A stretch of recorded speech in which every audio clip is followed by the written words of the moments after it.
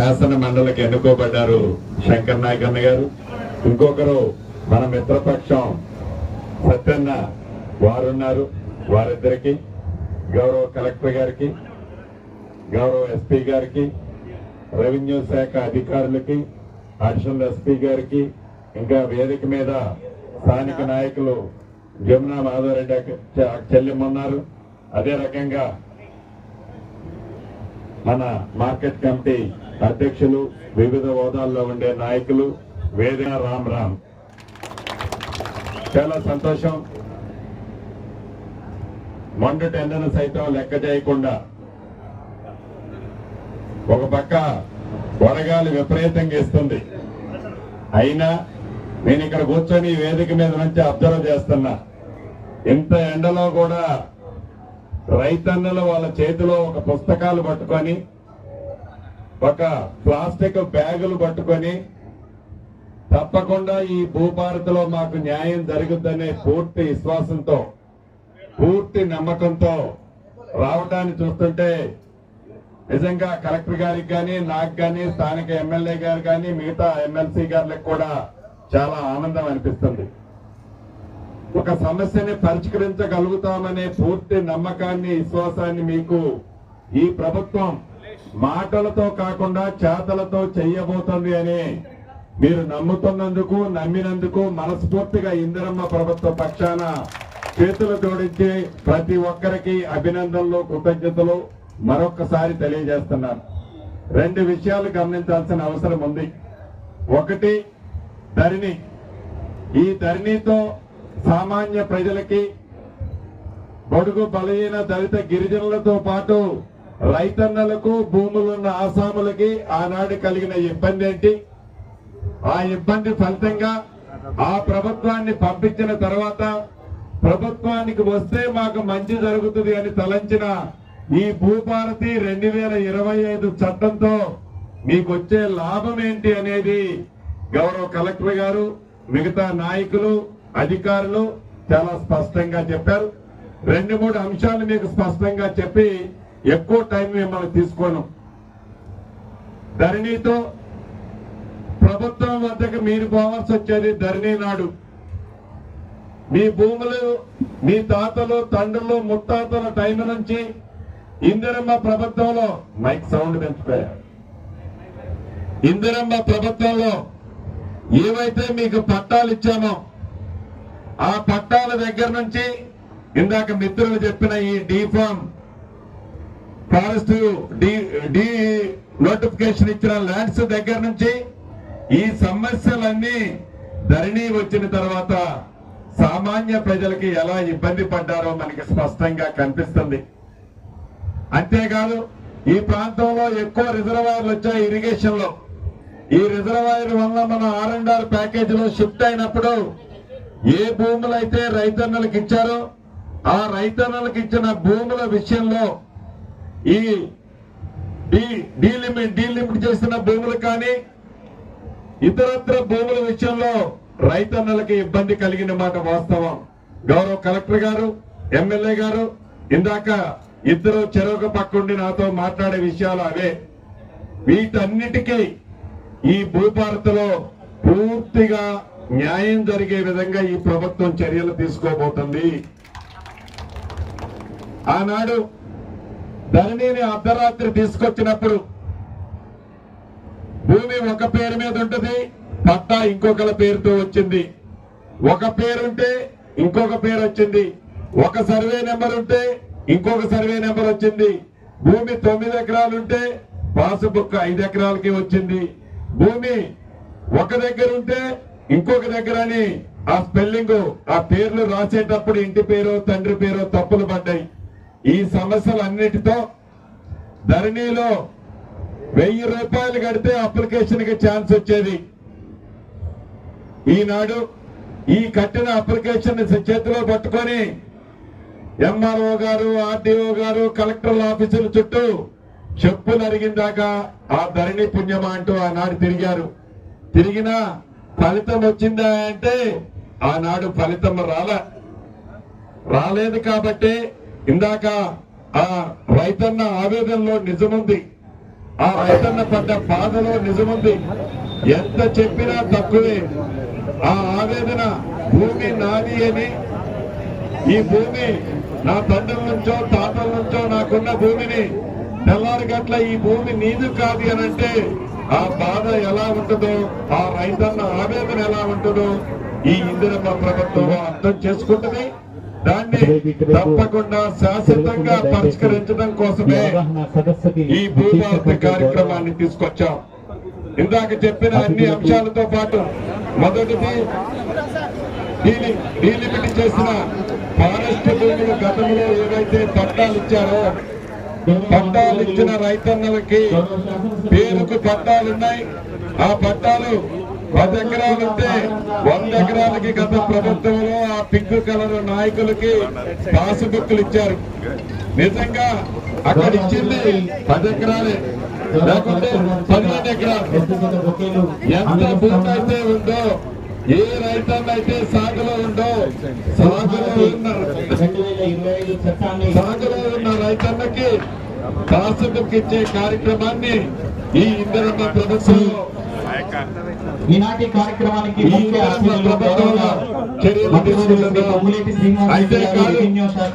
Government ప్రచార శాఖ సాగు చేసి అసైన్డ్ భూమి ఉంటే సాగు చేసుకుంటున్న భూమి ఏదైతే ఉందో ఇందిరమ్మ ప్రభుత్వం అంటేనే పేదోడికి పట్టాలిచ్చే ప్రభుత్వం, పేదోడి కన్నీరు తెరిచే ప్రభుత్వం, పేదోడికి అండగా ఉండే ప్రభుత్వం. నల్లగొండ గారిని వేదిక మీదకి రావాల్సిందిగా ఆహ్వానిస్తాం. శ్రీమతి జమునా మాధవరెడ్డి గారు వేదిక మీదకి రావాల్సిందిగా ఆహ్వానిస్తాం. గౌరవ మార్కెట్ కమిటీ చైర్పర్సన్ శ్రీమతి దొంతం అనివేలు గారు వేదిక మీదకి రావాల్సిందిగా ఆహ్వానిస్తాం. తప్పకుండా స్పెషల్ ఆఫీసర్ గారు వేదిక మీదకి రావాల్సిందిగా ఆహ్వానిస్తాం. గౌరవ తహసీల్దార్ చల్లంపేట శ్రీ గోవర్ధన్ రెడ్డి గారు వేదిక మీదకి రావాల్సిందిగా ఆహ్వానిస్తాం. రాష్ట్ర వ్యాప్తంగా 4 మండలాలు పైలట్ గా తీసుకున్నాం.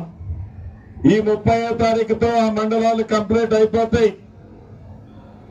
జూన్ 2వ తారీఖు నాటికి వీలైనన్ని ఎక్కువ సమస్యలని, ఈ 4 మండలాల్లో ఉన్న సమస్యలని పరిష్కరించి రాష్ట్ర అవతరణ దినోత్సవం జూన్ 2వ తారీఖు నాడు ఆ 4 మండలాల్లో ఉన్న వ్యవసాయ భూములు, రైతన్నుల సమస్యలని శాశ్వతంగా పరిష్కరిస్తుంది ఈ ప్రభుత్వము.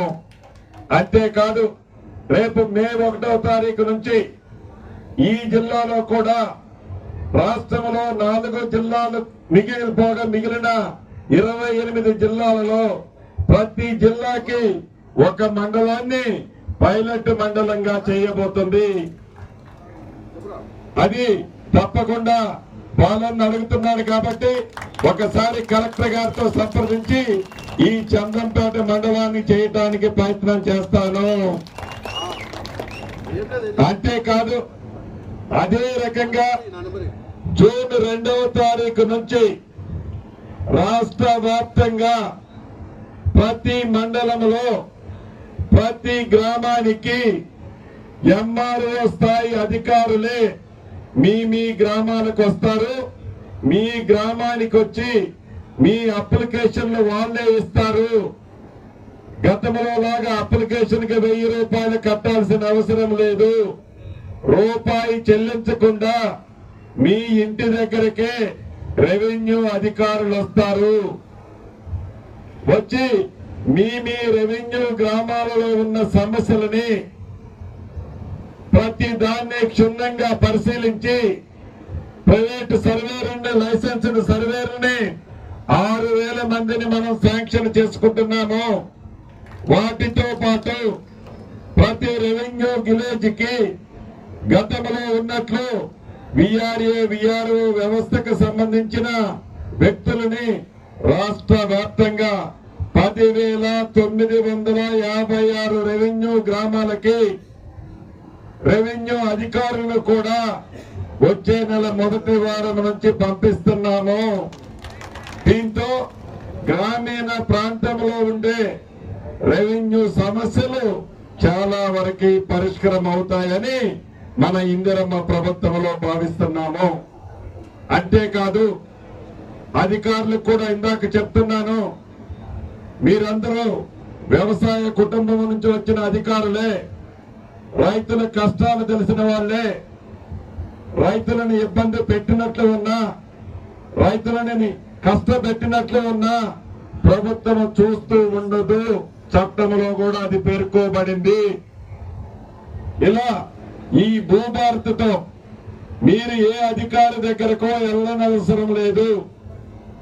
అధికారులే మీ రెవెన్యూ గ్రామాలకు వస్తారు. వీటితో పాటు ప్రతి మనిషికి ఆధార్ ఎలా ఉందో రాబోయే రోజుల్లో భూదారులాగా మీకు ఒక ఖాతా నెంబర్ ఇస్తాము. అది మీ మొబైల్లో మీరు ఎక్కడున్నా మీ ఆస్తిని చూసుకునే సౌకర్యాన్ని కల్పిస్తున్నాము. వీటితో పాటు గతంలో మీరు భూములు కొన్నా అమ్మినా మీ సొంత భూములున్నా వాటికి మ్యాపింగ్ లేదు. ఇందాక ఎమ్మెల్యే గారు అడిగినట్లు సర్వే చేస్తే, ఎంజాయ్మెంట్ సర్వే చేస్తే మా చందంపేట మండలంలో శాశ్వత పరిష్కారం సమస్యలు శాశ్వతంగా పరిష్కరిస్తామని చెప్పిన మాట నిజం. ఒక్క చందంపేట మండలంలోనే కాదు, రాష్ట్ర వ్యాప్తంగా ఇటువంటి సమస్యలు ఉన్నాయి. వీటన్నిటినీ పరిష్కరించాలి అంటే భూమి రిజిస్ట్రేషన్ చేసేటప్పుడు సర్వే మ్యాప్ కంపల్సరీ రాబోయే రోజుల్లో చేసే వెసులుబాటుని ఈ చట్టంలో పెట్టాం. అదే కాదు, భూమున్న ఆసాములు ఎవరైనా స్వచ్ఛందంగా నా భూమికి కూడా మ్యాప్ కావాలి అని సర్వే చేపిస్తే దాన్ని కూడా అఫీషియల్ గా వెబ్సైట్ లో పెడతాము. వీటితో పాటు సాదా వైనామాలకు సంబంధించిన అంశము గత ప్రభుత్వంలో 2020 చట్టం చేసే నాడు చట్టాన్ని అయితే చేశారు. ప్రజల దగ్గర ఆన్లైన్ లో అప్లికేషన్లు తీసుకున్నారు. ఆ చట్టంలో సాదా వైనామాల అంశాన్ని పెట్టలేదు. ఆ కారణం చేత ఆ సమస్యనే పరిష్కరించకుండా గాలికి వదిలేసింది 2020 చట్టం ధరణి.